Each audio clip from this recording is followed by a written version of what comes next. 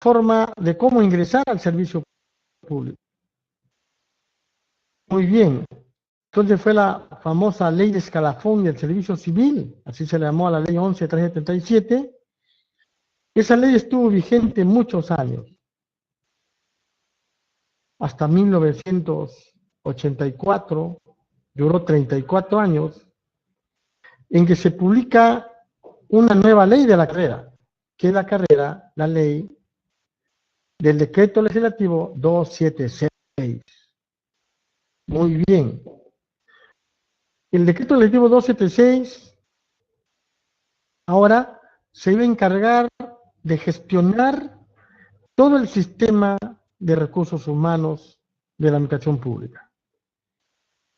Y lógicamente fue reglamentada con el decreto supremo 00590 PCM, 6 años después, pero antes, el año 1985, se publica el decreto supremo 01885 PCM, que se le llama reglamento inicial de la 276, conocido también como el reglamento de la incorporación de los trabajadores al régimen 276. Esto quiere decir que todos los trabajadores que trabajaban en la administración pública bajo la ley 11.377 del año 50, ¿no es cierto?, tendrían que ser incorporados a la nueva ley. Ustedes saben que el decreto legislativo tiene fuerza de ley, es una ley que, lógicamente, lo da el Ejecutivo cuando el Legislativo le da facultades, ¿verdad? Le autoriza facultades para legislar. Muy bien. Entonces, a través del decreto supremo 01885 PCM, todos los trabajadores de la 11.377 se incorporaron al decreto legislativo 276. Y se incorporaron simplemente llevando su hoja de vida, su currículum, su legajo personal. Y en el legajo personal tenía que constar todos los documentos, ¿no?, que iban a ser utilizados para esta incorporación. Entonces, se incorporaron a 3 grupos ocupacionales: los profesionales, los técnicos y los auxiliares, a 3 grupos. Entonces se incorporaron sin concurso, simplemente con el estudio de legajo, ¿no? Y los que eran profesionales, los que tenían que ser incorporados al grupo profesional, tenían que reunir 2 requisitos. Primer requisito, tener grado académico o título profesional. Es decir, los que tenían grado universitario también formaban parte del grupo profesional. Y los titulados, por supuesto. Ese era el primer requisito. El segundo requisito era cumplir o realizar una función profesional. Si una persona que tenía título profesional, pero que realizaba funciones técnicas, pues se lo ubicaba como técnico. Y si realizaba funciones auxiliares, se lo ubicaba como auxiliar. Por lo tanto, la sola tenencia del título o grado universitario no permitía que sea incorporado al grupo ocupacional profesional. ¿No es cierto? Así se hizo. El grupo técnico estaban todos los que tenían estudios técnicos y además, el segundo requisito, realizaban la labor técnica. Porque si no realizaban la labor técnica, entonces se ubicaban en el grupo auxiliar. ¿Verdad? Muy bien. Y los auxiliares les daba un requisito mínimo: tener estudios secundarios completos, es decir, 5º año de secundaria, ¿verdad? Lógicamente que en esa época, en 1985, pues muchos de los trabajadores del sector público no tenían secundaria completa, un gran número, incluso ni primaria, algunos, porque hemos encontrado en algunos estudios que hemos hecho a nivel de Piura, en todas sus provincias, hemos encontrado a mucho personal a la veto. Entonces, era necesario que tengan mínimo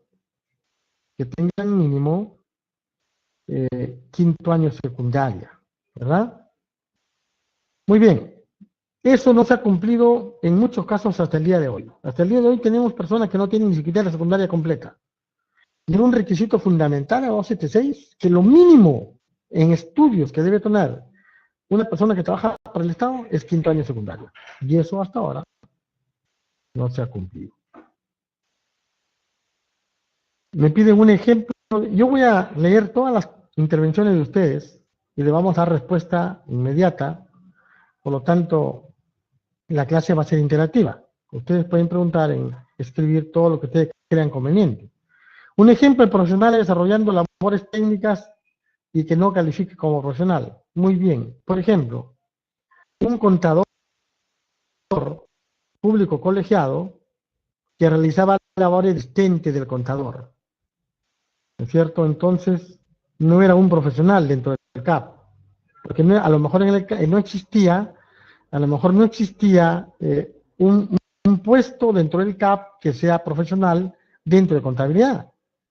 Otro podría ser un ingeniero que esté realizando labores de dibujante o de asistente o de ayudante o de supervisor de ayudante del ingeniero.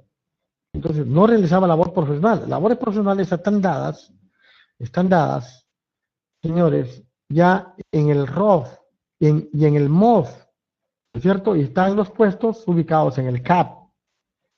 Seguramente en ese tiempo había muy pocos que cumplían el requisito y había muy pocos puestos profesionales.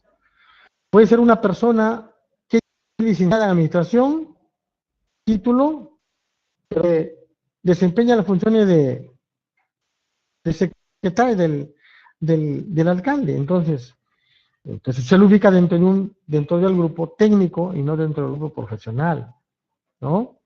Así ha habido profesionales que a lo mejor por el CAP no estaba ubicado un puesto profesional. Y por último, señores, si decían necesitamos un chofer, muy bien, concurso, pero ingresó a trabajar un profesional como chofer y se quedó con ese puesto de chofer porque no existía un puesto para él. Y como él tenía, pues, él encontró un trabajo, urgencia, aceptó ese puesto y se quedó con ese puesto, ¿verdad?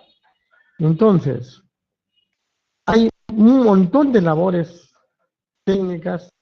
Puede ser un relacionista público, título profesional, sin embargo era ayudante del jefe de imagen, pero el puesto era simplemente de un ayudante, de un asistente técnico. No había dinero, presupuesto ni puesto para un grupo profesional. Y a veces tampoco era necesario. Por ejemplo, una municipalidad pequeña que tiene un jefe de imagen ya no puede tener profesionales bajo su mando porque va a estar con él. Entonces, si esa oficina solamente tiene 2 personas, puede tener un ayudante, un asistente, y le ponen un puesto técnico. Entonces, si viene un profesional y acepta el puesto técnico, pues se queda en el puesto técnico, ¿verdad? Entonces, la sola tenencia del grado título ser ubicado en el grupo profesional, sino más bien en la función que estaba realizando. Hay profesiones que incluso yo he visto que han sido incluso labores auxiliares dentro de legajos. No importa ese puesto, aunque sea auxiliar. Vamos, yo voy a controlar la asistencia. Bueno, pues es un puesto auxiliar para controlar la asistencia y permanencia de todo el personal. Lo acepto porque, bueno, tengo urgencia de tener un trabajo. Lo aceptó y se quedó con ese puesto. Entonces, en ese tiempo, si la comisión interna que hizo la incorporación lo encontró haciendo labores auxiliares o técnicas, se quedaban ahí, porque era muy claro eso. Eso era revisado por el entonces Instituto Nacional de Administración Pública, INAP, era la que revisaba todos los formatos de la forma como habían ingresado, cómo habían sido incorporados todos los trabajadores, Por lo tanto, si la comisión actuaba mal ahí, entonces puede tener una sanción, ¿no? Muy bien. No se escucha. ¿Se escucha ahora? ¿Se escucha, por favor, dígame? Hay interrupción de algo que se escucha. Debe ser eso. Ya, muy bien. Vamos a un ejemplo de profesional desarrollado. Existían casos inversos, donde puestos de profesionales sean cubiertos por técnicos. No. En ese tiempo, cuando se hizo la incorporación, no podían. Porque para ser profesional, para estar en el grupo profesional, tenía que tener el título de profesional. Sin embargo, usted tiene razón cuando dice habían técnicos encubiertos, ¿no? Técnicos que estaban realizando labores profesionales, y eso era mal. Eso era responsabilidad de quien lo había contratado. Porque si yo no soy médico, ¿cómo me van a contratar para labores médicas? Y si yo no soy realmente un contador, ¿cómo puedo estar haciendo balances? ¿No es cierto? Entonces, había sido mal contratado. Pero en la incorporación, si se daban cuenta de ello, lo ubicaban como, lógicamente, tenía que cumplir los dos requisitos, automáticamente los dos requisitos al mismo tiempo, ¿no? Apadrinados políticos, sí, eso se da mucho antes, pero hoy más. En eso sí se ha desarrollado y la corrupción se ha incrementado en vez de bajar. Muy bien, entonces estamos viendo los inicios, señores, ¿no? Después nos vamos a ir hasta el día de hoy, los inicios de cómo fueron incorporados a la OCT 6, ¿no es cierto? Entonces, sin examen, simplemente era personal nombrado ya que tenía que cumplir tenía que cumplir dos requisitos: profesional y hacer labor profesional para ubicarse al grupo profesional, técnico y hacer labor técnica para ubicarse al grupo técnico, ¿de acuerdo? Muy bien. Entonces, el transcurrir del tiempo, señores, se han dado intentos para hacer la reforma del servicio civil. Y el primer intento se dio el año 90-92, en la época del gobierno de Fujimori, su primer gobierno, donde prácticamente aquí se toma el país tuvo en una situación económica muy difícil en esta época, ¿no es cierto? Entonces, era un desastre económicamente, con una inflación de 5.000 más o menos por ciento, ¿no? Tenía un país realmente destrozado económicamente.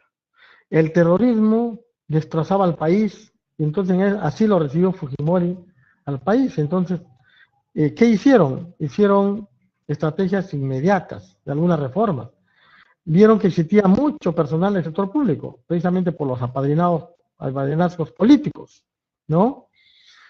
Entonces, tomaron una evaluación.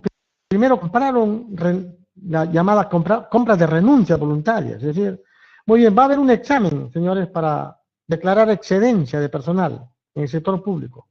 Pero primero vamos a comprar renuncias voluntarias. Y compraron un montón de renuncias voluntarias y pagaban, por supuesto, por ello. Y a los que no, pasado un tiempo, se les tomó precisamente esa evaluación, ese examen, donde muchos quedaron excedentes. Más o menos 30.000 personas salieron de su puesto de trabajo de la administración pública. Esto ocasionó también el cierre de la carrera. A partir del año 92 hacia adelante, en todas las leyes de presupuesto, que son anuales, ¿verdad?, se prohibía el nombramiento, el cambio de grupo en el decreto legislativo 276. Y se crea más bien en esta primera intento, se publica el decreto legislativo 728, ¿no es cierto? Y a partir de aquí comienza a funcionar. El año 95 al 97 se da una nueva reforma de modernización del Estado. Aquí se trata de reestructurar el Estado y por último se desactiva el INAP, el Instituto Nacional de Administración Pública, y la Escuela Superior de Administración Pública, que capacitaba, bueno, no a todos, pero a algunos servidores públicos a nivel nacional, ¿no?, muy poco era su ámbito realmente de acción, a muchos lugares ni siquiera lo conocían qué cosa era el ESAP, pasas a la PCM, ¿no? Y después también es desactivado. En la tercera etapa, en el tercer intento del año 2000 a 2006, se le llama el intento de la institucionalidad pública. Aquí se publica la ley marco del empleo público, un poco tratando de suplirla ya, mejorarla, mejorar al decreto del artículo 276, que había quedado desde el año 92, prácticamente.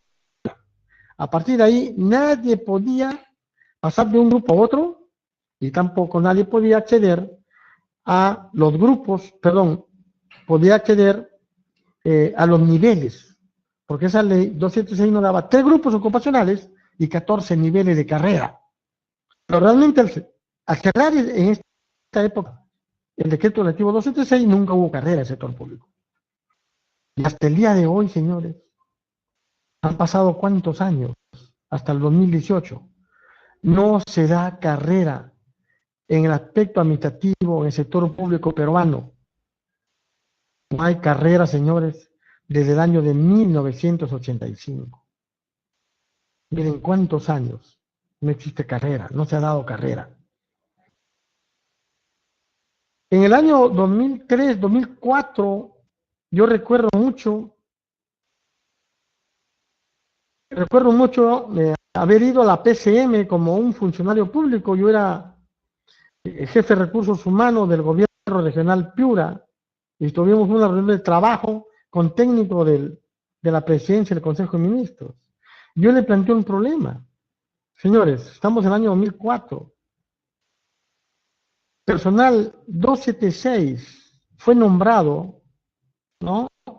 Y fue incorporado con el decreto supremo 01885 PCM en el año 85. Se incorporaron a los 3 grupos que le estoy indicando. Y yo les dije, miren, en ese tiempo fueron incorporados como técnicos, ¿no? Muchas personas que en ese tiempo tenían estudios técnicos. Y como auxiliares, aquellos que tenían secundaria completa o menos. Por supuesto, se le daba un plazo a la entidad para que todos los que no cumplían ese requisito de 5º año de secundaria, pues estudien mediante programas, estudien y lleguen a obtener lo mínimo de realmente educación, de nivel educativo que era 5º y secundaria. Muy bien, yo le dije, pero esos incorporados como auxiliares y como técnicos, ahora ya son profesionales, muchos se fueron a estudiar, ahora hay muchas más oportunidades. Antes había 2 universidades en Piura, ahora hay 6. Entonces, en todo el Perú, las filiales y tantas cosas, pues hay más oportunidades de estudiar.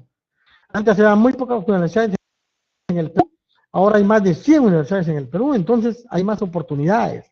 Ahora ya son profesionales, señores, y sin embargo, como la ley de presupuesto lo prohíbe el cambio de grupo, es decir, no pueden pasar de técnicos a auxiliares, ni de auxiliares a profesionales, pero no pueden pasar de técnicos a profesionales, ni de profesionales, porque la ley lo prohíbe, señores. No puede ser posible que este personal que estudió sea postergado. No me escucharon, ¿no? Era una problemática. Y no solamente el gobierno regional Piura, era una problemática a nivel nacional.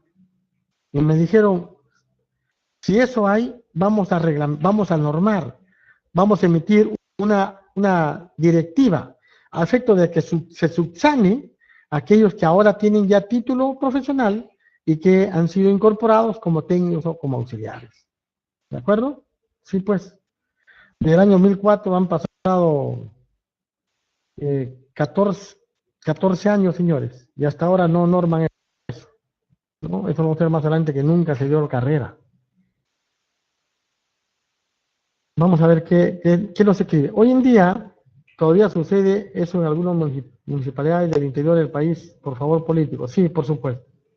Los puestos, por favor, sin ser profesionales. Sí, generalmente cuando se contrata hoy personal que se puede contratar muy rápido, que es locación de servicios, casi la mayoría, casi todos, son personas que no tienen título profesional ni siquiera de técnico. Mayormente son personas que no estudiaron. Y sin embargo entran ahí por favores políticos. Muy bien. En 2008 ya se da la actual reforma del servicio civil, ¿no?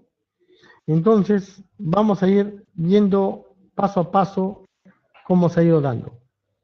Entonces, en el primer intento ya lo hemos visto, había una crisis, aquí se publica el decreto relativo 128, la Constitución del año 93 cambia el artículo 27 en materia de legislación laboral y la ley otorga al trabajador adecuada protección contra el despido arbitrario, así lo dice, un poco eso no estuvieron de acuerdo muchos. Se dio reformas, etcétera, ¿no? Muy bien. Vamos a ver a la reforma del año. Mire, en la reforma del año 2000 al 2006 se emitieron algunas normas muy interesantes que vamos a ir viéndolas. Primero, cambios normativos en el proceso de modernización, ¿no?, y descentralización del Estado. Se dio el Acuerdo Nacional el 22 de julio del año 2002.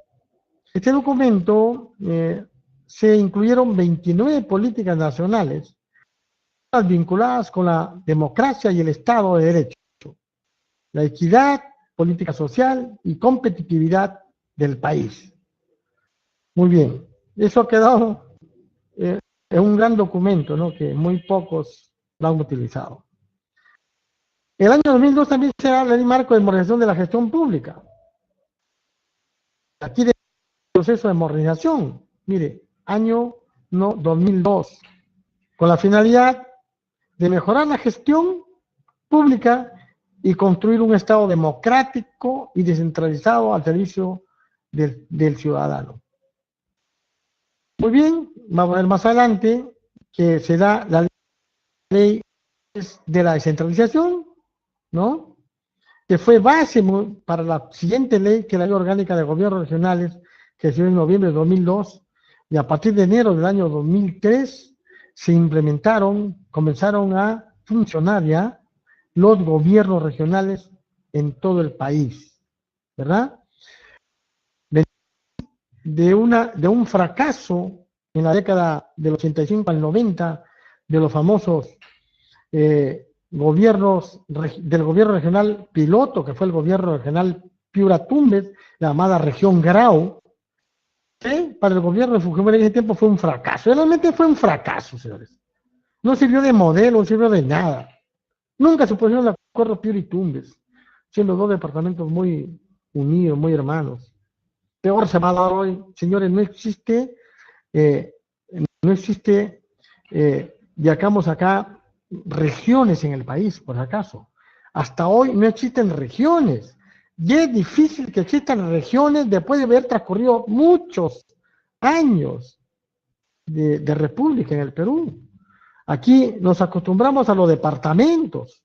Por eso que los gobiernos regionales, que nacen con la ley 27867, la ley orgánica de gobiernos regionales, su ámbito de acción es el departamento, no es la región. Entonces, ¿por qué no existen regiones? Cuando se habla de regiones, estamos hablando mal, señores. Se debe decir departamento o el ámbito regional, pero no puede decir regiones porque eso no existe. Lo que existe son departamentos, ¿de acuerdo? Y gobiernos regionales cuyo ámbito está en el departamento. Se dio también en febrero de 2004 ya la ley marco del empleo público que les he referido antes, ¿no? Y también se da ese año la ley orgánica de municipalidades 27972, ¿verdad? Entonces, esta ley orgánica de gobiernos regionales y la ley orgánica de municipalidades 27972 es interesante en una situación, no solamente en cómo se va a organizar el gobierno regional, que hasta hoy sigue vigente, ya tenemos 14 años de gobiernos regionales, ¿no? Que realmente 14 años es muy poco para otros países que tienen más de 100 años, ¿no?, en este proceso de descentralización en el país. Muy bien. Sin embargo, se va avanzando en algunos gobiernos regionales más que en otros. Yo le voy a decir una cosa. que también se logró descentralizar el presupuesto, que ha ido paulatinamente descentralizándose, pero también se formó, y lo digo de manera general, ¿no? Sin señalar a nadie, tremendas corrupciones a nivel nacional, ¿no? Entonces ustedes han visto cuántos, cuántos presidentes, como antes antes los gobernadores se llamaban presidentes, como el de Tumbes y otros que están en la cárcel. Los alcaldes ahí en la cárcel, los corridos. Hoy había una intervención en Lima, el alcalde de La Victoria, ¿no es cierto? Formaba una banda según las investigaciones preliminares. Entonces, también se ha neutralizado, y parece que lo malo es que aprende más rápido, ¿no? Es increíble. Entonces, yo le decía que la ley orgánica de gobiernos regionales y la ley orgánica de municipalidades trae algo. Por primera vez en la administración pública del Perú se habla de gerencias. Organícese gerencialmente. Antes era un tabú hablar en el sector público de gerencias. No, eso es para el sector privado. Y eso es falso. Esas personas que hablan así ni siquiera tienen una idea, una noción de lo que cosa es gerencia. Bueno, entonces, la ley orgánica de gobiernos regionales crea la gerencia general regional y 5 gerencias en su ley. Y la ley orgánica de municipalidades crea la gerencia municipal, ¿no es cierto? Es la única que crea. Y además nos indique, organícese los órganos de asesoría y apoyo como la oficina de asesoría jurídica y la oficina de planificación. Lo dice claramente a la ley orgánica municipal y eso está por encima de cualquier otra dispositiva que venga después. Muy bien, entonces desde ahí se le había dado en todas las estructuras orgánicas, tanto a nivel de gobiernos regionales y de municipalidades, ¿no? Una reunión de gerencias, sugerencias, etcétera. Muy bien. Entonces, en esta reforma actual se ha dado también una serie de normas muy interesantes, que la vamos a ir viendo, ustedes la van a tener ahí, lo van a tener en sus documentos, ¿no es cierto? Porque encontraron muchos problemas. Ante la ausencia de un organismo rector que gestione los recursos humanos, miren, porque no existió el año 90, en la década del año 95 al 2000, que fue la segunda reforma, se desactiva el INAP. Y el INAP, que era el Instituto Nacional de Administración Pública, era el órgano rector en el sistema de gestión de recursos humanos. Al ser desactivado, pues todo lo referente a recursos humanos pasó a la PCM, otros pasaron al Ministerio de la Presidencia y otros al MEF. Por lo tanto, no existía un órgano rector a nivel nacional que gestione los recursos humanos. Entonces, al ver esta situación, próximamente se publica la ley del decreto legislativo 1023, que crea la Autoridad Nacional de Servicio Civil, ¿no? Como organismo rector, y también el Tribunal Civil, que es un órgano dentro de la Autoridad Nacional de Servicio Civil. Y esto ya a raíz del Tratado de Libre Comercio con Estados Unidos, se fue creando una serie de normas, una serie de leyes, ¿no? A través del decreto legislativo. Es decir, el decreto legislativo es cuando legisla el presidente de la República, ¿no? Cuando le da facultades el Congreso. Entonces, todas estas normas que ustedes ven ahí son decretos legislativos, por lo tanto, han sido normados por el Ejecutivo, por el presidente de la República. Muy bien. Entonces, ahí se crea la Autoridad Nacional de Servicio Civil como órgano rector. Ese órgano está hasta el día de hoy. Ante la ausencia de reclutamiento formal de profesionales altamente capaces, también mediante el decreto legislativo 1024 se crea y regula el cuerpo de gerentes públicos que hasta el día de hoy funciona. Aquí se ha hecho varios concursos públicos de méritos para seleccionar gerentes públicos que eran enviados a organismos, ya sea gobiernos regionales o gobiernos locales importantes, para que realicen labores gerenciales, labores de funcionarios, labores, ¿no es cierto?, de jefaturas. Yo conozco muchos casos que han dado muy buenos resultados, muy buenos resultados. Seguramente, no sé si habrá otros, no conozco de casos que hayan pasado, pero cumplido. Ustedes pueden ver las directivas, resoluciones presidenciales que ellos determinan dónde va el gerente público seleccionado y también cuándo retorna, cuándo se terminan, ¿cierto? ¿De qué año se habla de gerencias en el Estado? Del año 2003. Cuando se publica la Ley Orgánica de Gobiernos Regionales, el año 2002, noviembre, y la Ley Orgánica de Municipalidades. A partir de ahí recién ese término gerencia se emplea para gobiernos regionales y gobiernos locales que nunca antes se había utilizado. ¿De acuerdo? Muy bien. Oye, ante la ausencia de un sistema de evaluación, porque señores, se evaluó el año 92, pero para declarar excedencia, ¿no? Y a partir de ahí nunca más se volvió a evaluar al personal de la administración pública hasta el día de hoy. Ninguna, señores, salvo excepciones que yo no conozco. ¿Por qué todo el mundo se oponía? Porque era para declarar excedencia, pero eso fue en una época. Sin embargo, el decreto supremo 018, vigente hasta hoy, ¿no? Porque está vigente al 276, por lo menos hasta el año 2021 va a estar vigente esa norma, hasta que todos transiten a la ley de servicio civil, ¿no? Están vigentes esa ley y su reglamento. Entonces, lógicamente, el decreto supremo 018 ya, digamos, está inactivo en el sentido que ya no se va a normar más, ¿no? Pero sí fue utilizado en el año 2008, eso más adelante yo les voy a referir. Muy bien. Entonces, se aprueba el decreto 1025, que es no solamente para capacitar, sino también para evaluar. Ahí están las normas claras para evaluar y para... Muy bien. Y también, ante la inflexibilidad del régimen de la carrera límite de esfuerzos, aquí se legisla mediante el decreto legislativo 1026, se establece un régimen especial facultativo para gobiernos regionales y locales implementen proceso de marginación integral. Por supuesto que nunca lo hicieron, señores, nunca lo hicieron. Muy bien. El año 2008, quiero referirme al año 2008, aquí la ley de presupuesto, por supuesto que se aprueba todo el año. A partir del año 92, entonces, hasta el 2008, prohibía cambio de grupos o nombramiento, decreto legislativo 276. Prohibió. Todos estos años, 92 hasta el año 2008.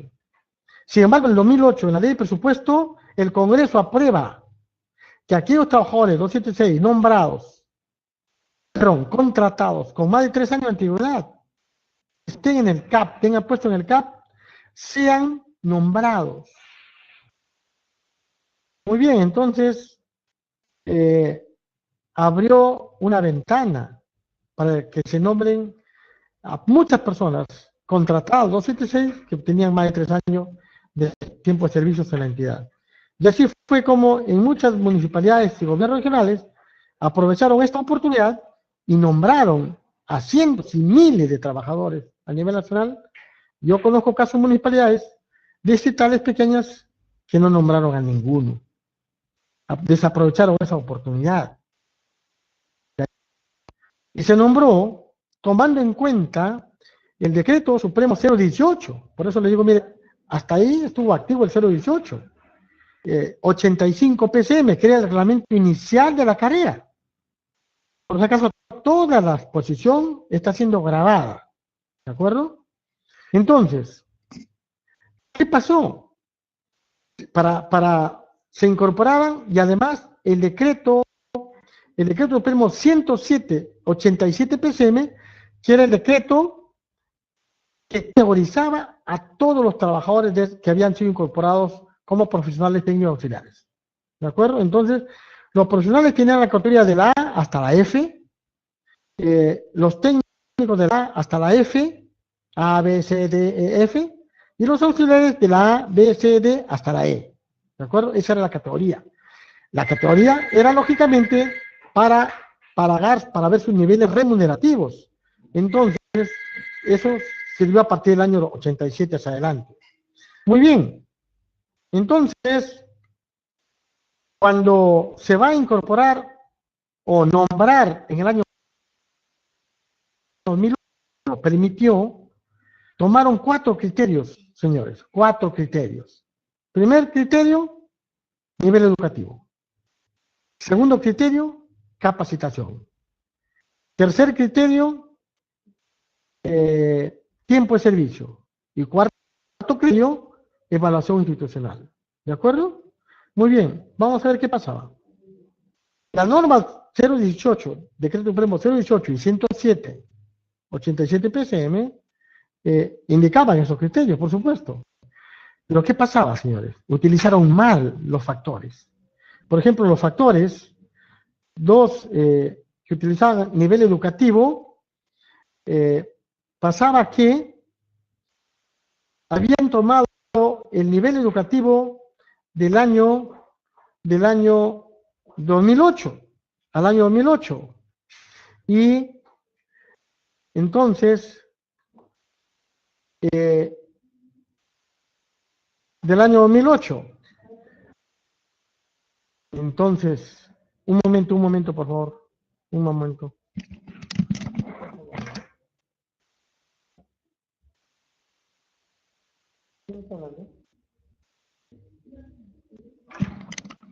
Muy bien, entonces vamos tomando,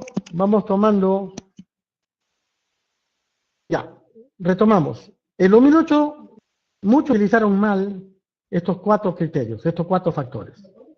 Y tomaron el factor nivel educativo y capacitación a la fecha, es decir, al 2008. Tomaron el tiempo de servicios, 3 años, normal, porque así decía la norma. Y la evaluación institucional no tomaron nada, porque no se había evaluado nada. ¿De acuerdo? No se había evaluado. A partir del año 92 hacia adelante no se evalúa a nadie. Por lo tanto, ahí le daban el máximo puntaje a todos. Pero hubo un problema.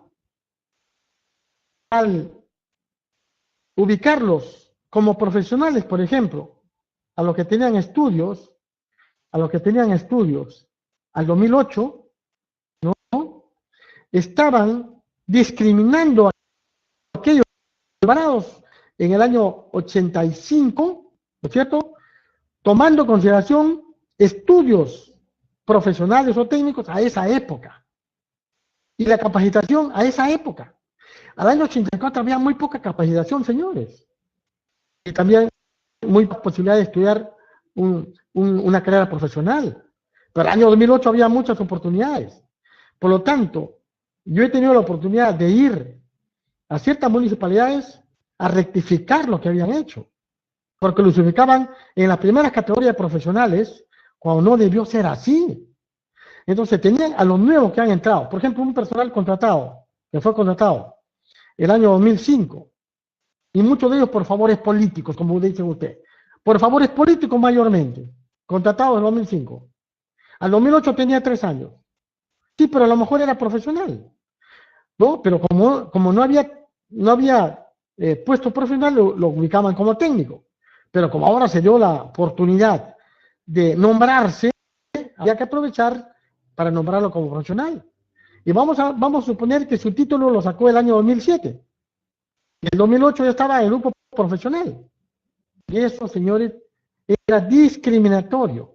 Entonces, esos 2 factores, nivel educativo y capacitación, tenían que ser considerados al octubre del año 84, señores, en que nace la ley 276. Hasta ahí lo dice la norma.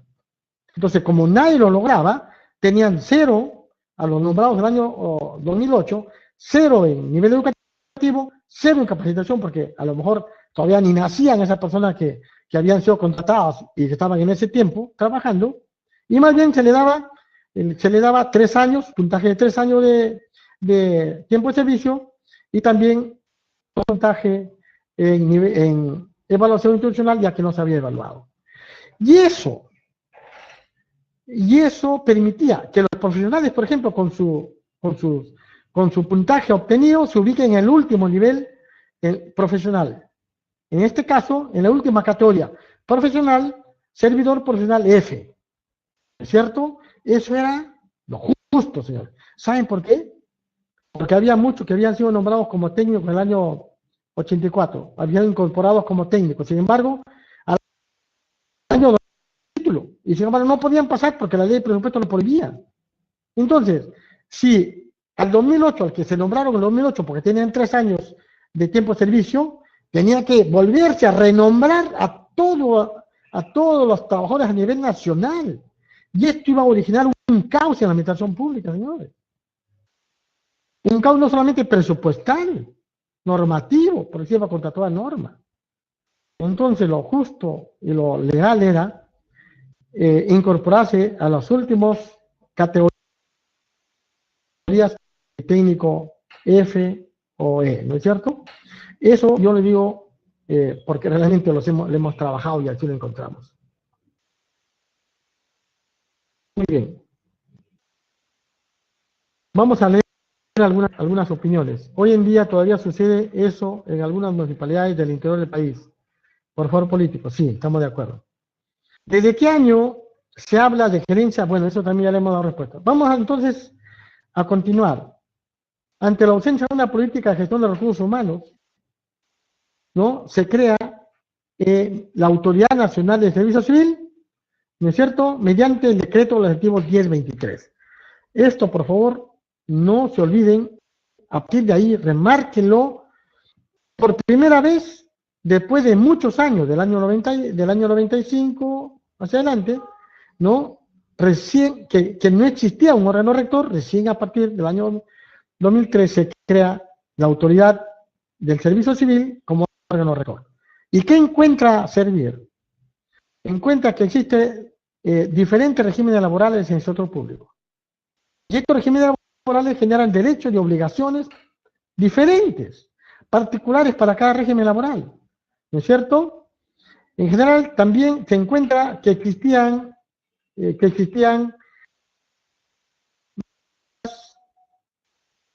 más de 500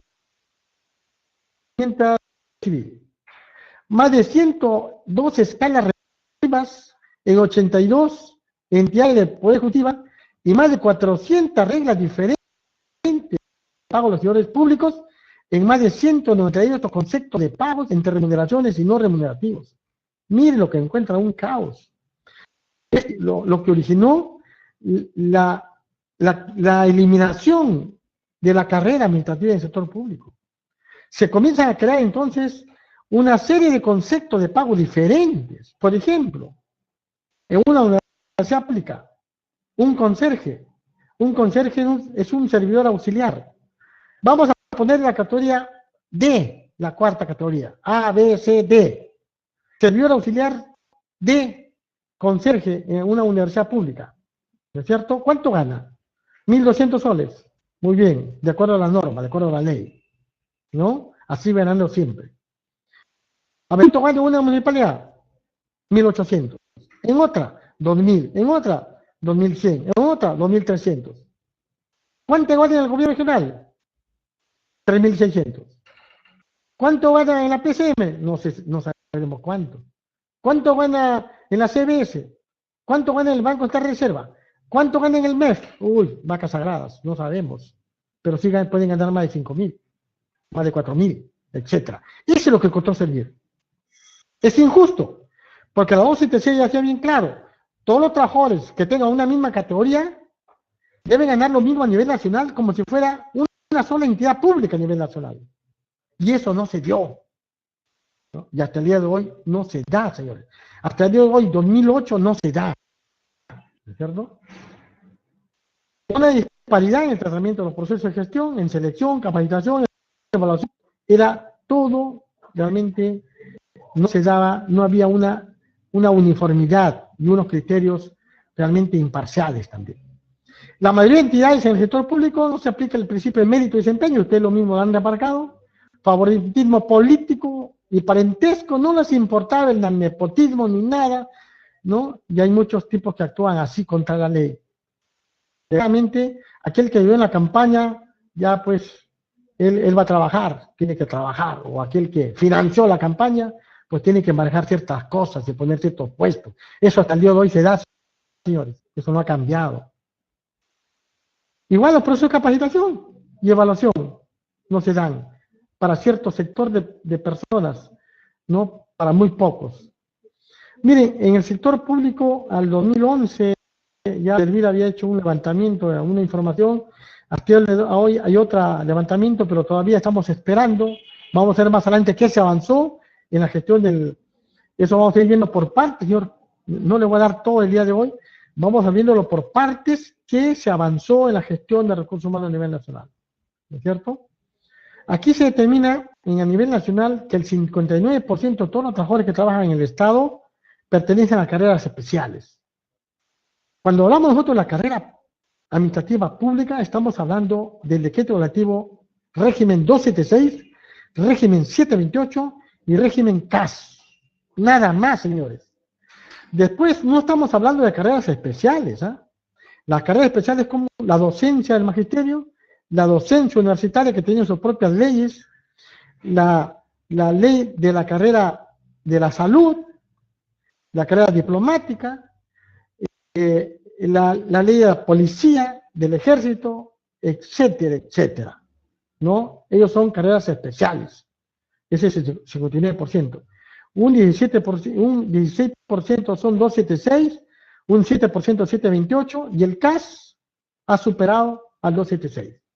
Y vamos a ir más adelante, ya viendo realidades, cuando ya entremos a los procesos de tránsito, viendo realidades que la realidad actual del Perú ha cambiado tanto en este aspecto que se ha incrementado en muchas municipalidades y gobiernos regionales el contrato por locación de servicios, que en muchos casos supera al 276. Aquí estamos a nivel, el 38.5 son 276, el 34.5 son, miren, el CAS, ¿cuánto avanzó a partir del año, cuántos son CAS a partir del año 2009 hacia adelante? Hasta el 31 de diciembre del año 2008, ¿no? Se podían contratar servicios no personales. Ahí quedaron sin efecto y pasaron a ser, algunos de ellos seguramente, o en algunos casos todos, a ser contratados administrativos de servicio, el decreto objetivo 1057 CAS.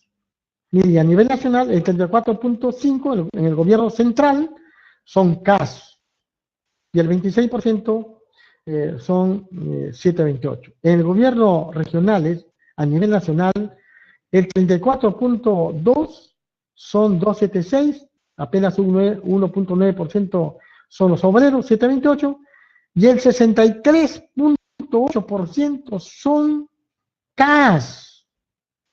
Miren cómo casi duplica a los 276, quiere decir que a partir del año 2009 hasta acá, prácticamente casi se ha duplicado a los trabajadores del sector público.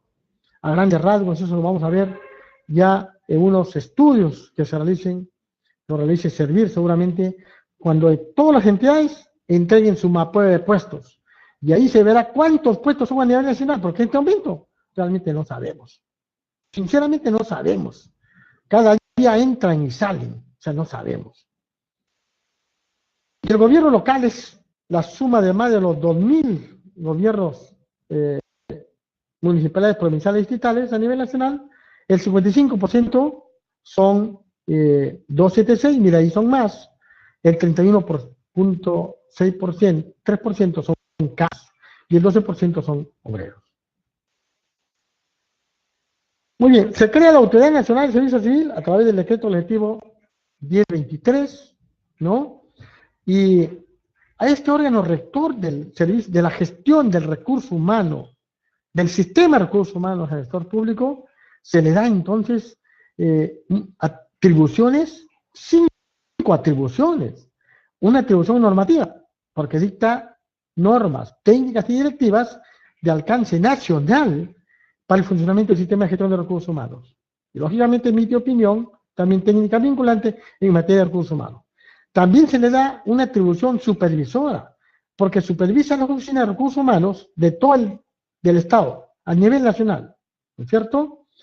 Coordinando acciones para fortalecerlas, las supervisa. Y no solamente las supervisa, sino que las puede intervenir, es decir, tiene la función interventora.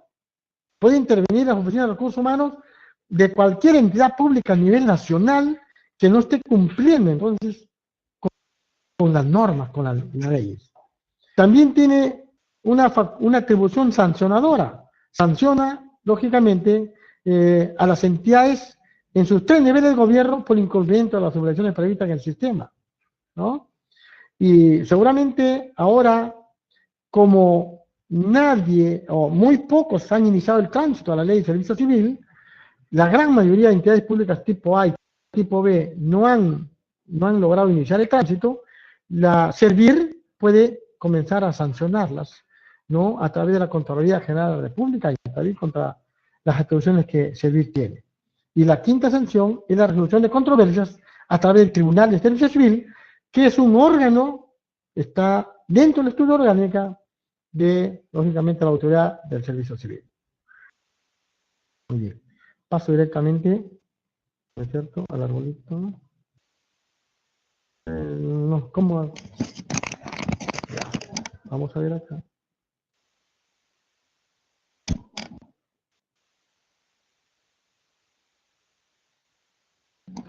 Muy bien, señores. Vamos a ver a la segunda parte. En esta segunda parte, ¿hay alguna pregunta? ¿Alguna intervención? Por favor, escriban algo.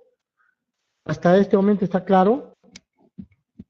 Ahora vamos a empezar ya con la modernización de la gestión del sistema. Perfecto, miren.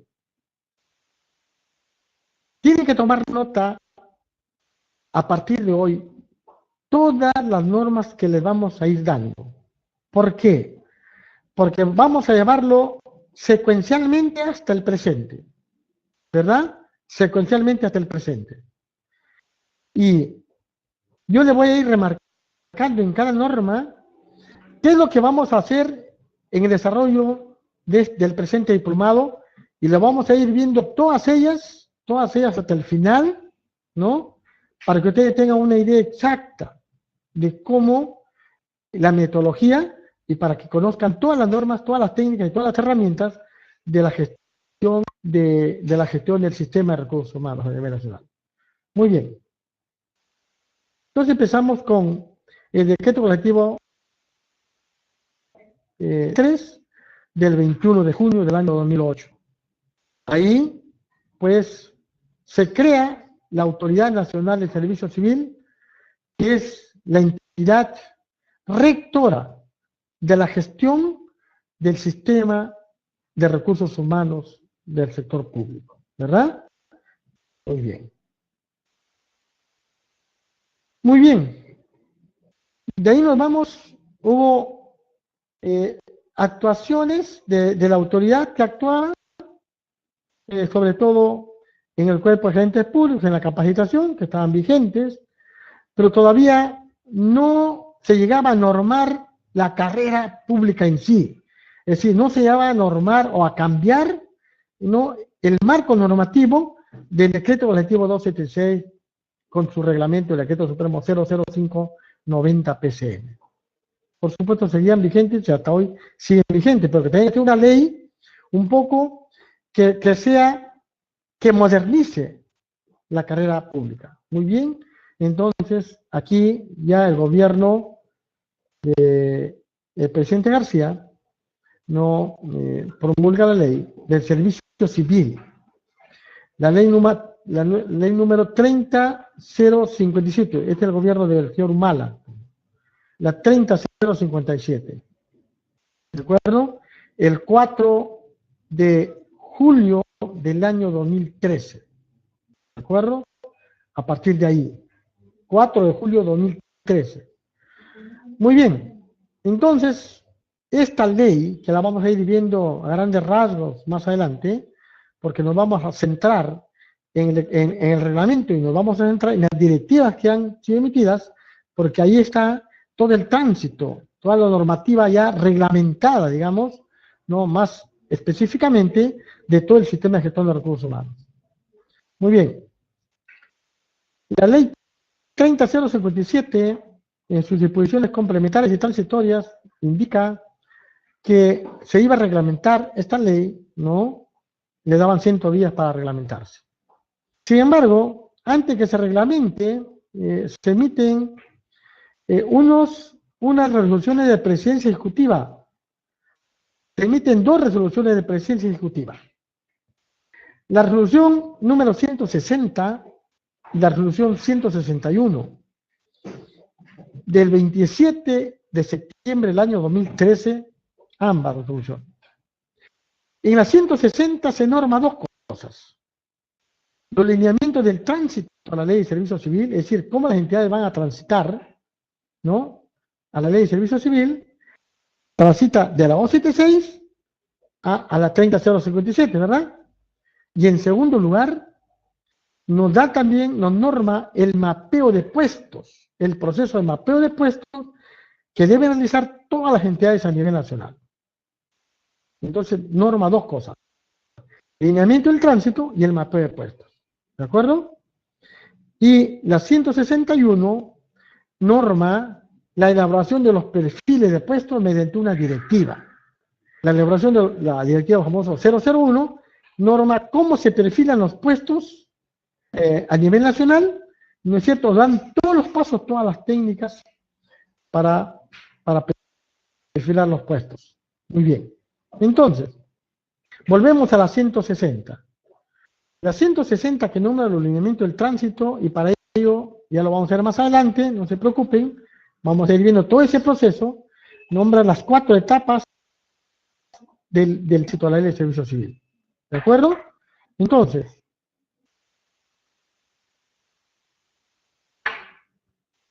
y nos dice, a partir del 27 de septiembre del año 2013, las entidades públicas a nivel nacional ya pueden transitar a la ley de servicio civil, pero este tránsito es facultativo, es decir, es voluntario, ¿no es cierto? Sin embargo, en otro artículo de esta resolución indica que una vez publicado el reglamento de la 276, perdón, el reglamento de la ley de servicio civil, este se convierte en obligatorio. Es decir, el tránsito al servicio civil de todas las entidades se convierte en obligatorio. Vamos a ir a ver más adelante cuándo se normó y desde cuándo es obligatorio. Entonces, miren, marquen 27 de septiembre de 2013, se convierte en facultativo, que voluntariamente pueden transitar, ¿no?, los que quieren, ¿no? Pero sin embargo, se convierte en obligatorio a partir de la reglamentación de la ley de servicio civil. Muy bien. Vamos a ver más adelante también, con esta 160 fue suplida varias veces en cuanto al mapeo, ¿no es cierto? Eso lo vamos a ir viendo más adelante. La 161 entonces era para firmar puestos. Esto también, esta norma, yo lo indico porque aquí empezamos muchos a mapear, a perfilar puestos mediante esta norma, mediante esta directiva aprobada por la resolución de presidencia ejecutiva 161-2013. Sin embargo, esta fue derogada más adelante y la vamos a ir viendo cuándo fue derogada y qué cambia en los perfiles. Y cuando nosotros diseñamos perfiles de puestos acá, que lo vamos a desarrollar más adelante, yo les voy a indicar qué cambió, ¿no es cierto? Por supuesto, lo hizo más ágil y más sencillo la elaboración de los perfiles de puestos. Bien. Más adelante se dio la presidencia ejecutiva número 106-2014, el 5 de junio de 2014. Es decir, meses después, casi 9 meses después, que se dio la 160, ¿no? Se deroga en esa parte de la guía del mapeo de puestos, porque la 160 que hemos visto aprobaba 2 cosas. Primero, los lineamientos del tránsito en las 4 etapas y la guía del mapeo de puestos. Bueno, aquí pues se cambia otra vez en la guía del mapeo de puestos. No estuvieron muy seguros del comienzo, los que normaban esto, pues aquí la modifican, ¿no es cierto? Fue el 5 de junio del año 2014. Hasta aquí, si nosotros hacemos nadie había transitado, porque era facultativo, no se había dado todavía la reglamentación de la 30057. Muy bien, continuamos. Unos días después, el 13 de junio del año 2014, se publica el Decreto Supremo 040-2014 PCM, que se constituye en el Reglamento General de la Ley del Servicio Civil. Reglamento General de la Ley del Servicio Civil. ¿De acuerdo? Entonces, quedamos en que la 160 nos decía el ordenamiento de tránsito, que hasta ahí no habían cambiado. Decía, transiten voluntariamente. Pero una vez reglamentada la 30057, este tránsito se convierte en obligatorio. ¿De acuerdo? Muy bien. ¿Y desde cuándo se convierte en obligatorio el tránsito de todas las entidades a la ley de servicio civil? A partir del día siguiente de la publicación de este reglamento. Porque toda norma entra en funcionamiento al día siguiente de su publicación. O sea, el 14 de junio del año 2014, el proceso de tránsito al sistema del servicio civil, a la ley del servicio civil, a este régimen, se convierte en obligatorio. Miren, han pasado año 2015, 2016, 2017, 2018, 4 años y más de cerca de 4 años y más de un mes. Y sin embargo, muy pocas entidades a nivel nacional han iniciado el tránsito. Han iniciado el tránsito. En el caso del departamento de Piura, solamente son 4 entidades que han iniciado el proceso de tránsito.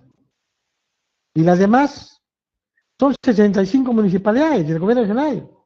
Y otras entidades tipo A y B, que lo vamos a ir viendo más adelante, cuáles son entidades tipo A y tipo B.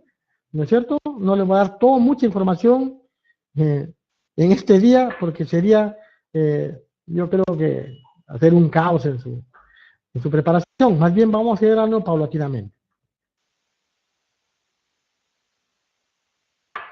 Muy bien.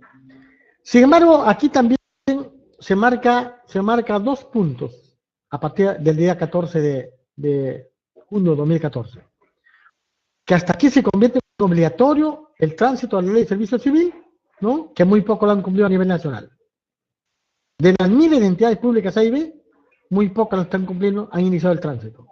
Por lo tanto, Servir tiene una atribución, una facultad sancionadora. Cuidado, puede iniciar y interventora, puede iniciar el tránsito o puede intervenir las oficinas de recursos humanos a nivel nacional, para lo cual pues no hay personal, pero se podría sancionar a través de la Contraloría General de la República aquel que no ha iniciado el tránsito. Pero hay otra cosa que marca 3 meses, 90 días. ¿Para qué? 90 días calendarios para que todas las entidades a nivel nacional apliquen el procedimiento administrativo disciplinario, ¿no?, normada en la ley 30057, su reglamento y la directiva. Por lo tanto, se elimina